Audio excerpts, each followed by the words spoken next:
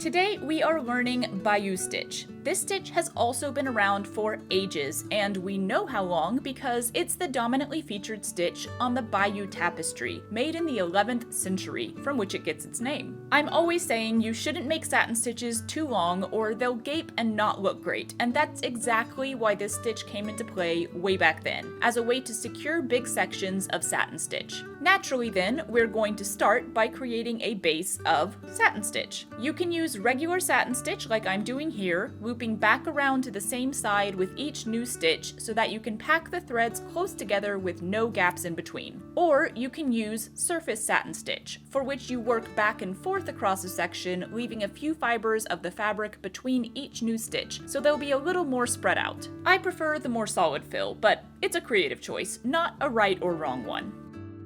Once you've finished your satin stitch, we're going to add straight stitches across it in the perpendicular direction, and here's the word of the sampler, evenly spaced. And if this is starting to look familiar, that's because Bayeux stitch is pretty much just burden stitch done on top of a satin stitch base.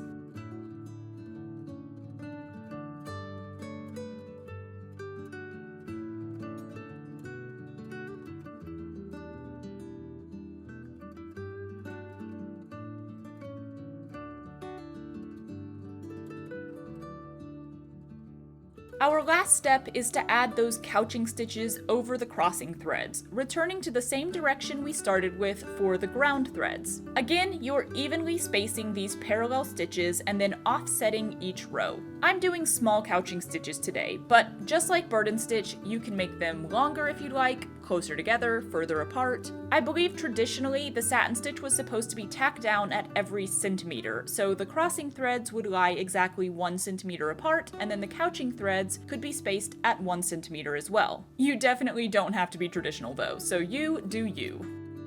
And here is our completed Bayeux stitch.